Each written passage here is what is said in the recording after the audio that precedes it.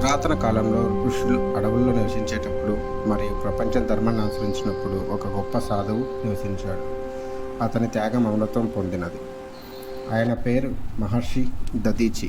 అపారమైన జ్ఞానం తపస్సు కలిగిన ఒక సాధువు. దదీచి సరళమైన జీవితాన్ని గడిపాడు. ధర్మాన్ని బోధిస్తూ సాధకులకు సత్య మార్గంలో నడిపించాడు. కానీ చాలా పైన దేవలోకంలో భయం పెరగడం మొదలైంది. దేవతలు దాడికి గురయ్యారు. వృత్తాసురుడనే రాక్షసుడు ఇంద్రా, నీ పాలన ఈ రోజుతో ముగుస్తుంది. ఓడిపోయి నిస్సహాయంగా ఉన్న దేవతలు పరిష్కారం కోరుతూ మహావిష్ణువును ఆశ్రయించారు. అప్పుడు మహావిష్ణువు ఇలా అన్నాడు: ఎముకతో తయారు చేయటే ఆయుధం ద్వారా మాత్రమే వృత్రాసురుడిని నాశనం చేయవచ్చు.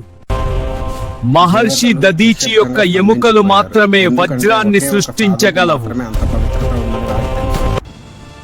బరువైన హృదయాలతో ఇంద్రుడు మరియు దేవతలు అసాధ్యమైన దాన్ని అడగడానికి భూమికి ప్రయాణించారు. స్వాగతం దేవతలు, మీరు నా వినయపూర్వకమైన ఆశ్రమంలో అతిథులు.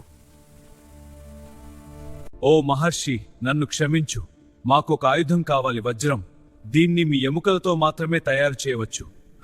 ఈ శరీరం తాత్కాలికం ఇంద్ర. నా త్యాగం విశ్వాన్ని రక్షిస్తే అది నా కర్తవ్యం. గురుదేవా, మమ్మల్ని విడిచిపన్నా. అన్ని జీవులకు సేవ చేయడమే గొప్ప భక్తి. అలా శిష్యులకు చెప్పి దదీచి ధ్యానంలో కూర్చున్నారు మరియు యోగశక్తి ద్వారా అతను తన శరీరాన్ని ప్రశాంతంగా విడిచిపెట్టాడు. ఆ సాధువు ఎముకల నుండి విశ్వకర్మ శక్తివంతమైన వజ్రాయుధాన్ని సృష్టించాడు. దాన్ని ఇంద్రుడికి అప్పగించాడు. ఇంద్రుడు ఆ వజ్రాయుధంతో వృత్రాసురుని యొక్క శక్తిని శాశ్వతంగా నాశనం చేస్తాడు.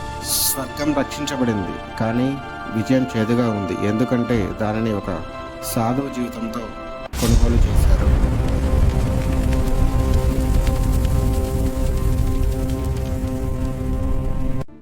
ఓ మహర్షి, మీ త్యాగం ఎప్పటికీ గుర్తుండిపోతుంది. మహర్షి దదీచి చనిపోలేదు. త్యాగం ద్వారా ఆయన అమరుడయ్యాడు.